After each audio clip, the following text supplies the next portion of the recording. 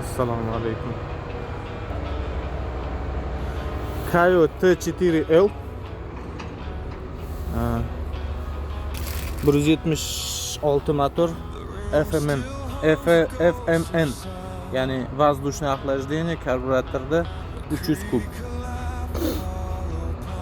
Ha. Nimasi yaxshi? Ya'ni buni воздушный bilan водяной охлаждениеda farqi, воздушныйda xavotir olmaysizda, radiator расходниклari yiqilib tushsa, dumalasa, maksimum rul stradat qilishi mumkin ili balon, lekin radiatorlar butun bo'ladi. Radiator bo'lmaganning hisobiga расход kam bo'ladi.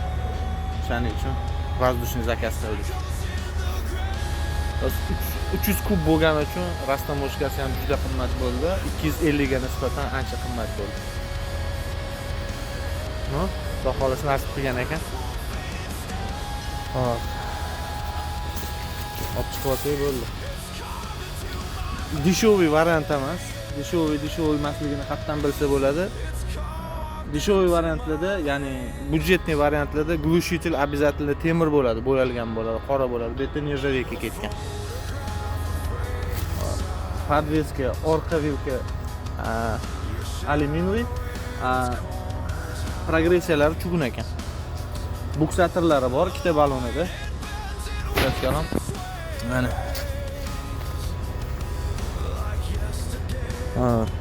Orqa zizda menimcha 42 bo'lishi kerak. Oldi 13 bo'ladi. Avtomatim, по-моему. Ano zashitalari bor ekan. Yelka zashitalar bor. Qo'shimcha olgan narsalarim fara bo'ldi. Fara oldim qo'shimcha, motor zashita oldim men. Bular juda foydali narsalar. Xudo xolasa to'g'ri mazza qilib yuramiz. Amortizatorlar regulirovka qilinadigan отбойga. Orqa amortizator ham, orqa amortizator regulirovka bo'lishi kerak, bunda ham adashmasam.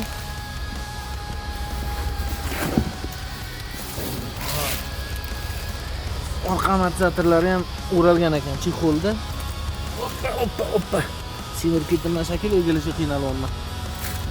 Orqa amortizator mana bachoklik regulirovkasi bor. Regulirovkasi bor. Karburator Nibi 34 bunda turibdi.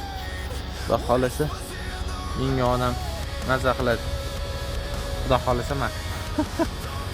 Shunday gaplar. Mashina kelsa, chiqib ketib orqib, motozonga olib borib yurib tashladi.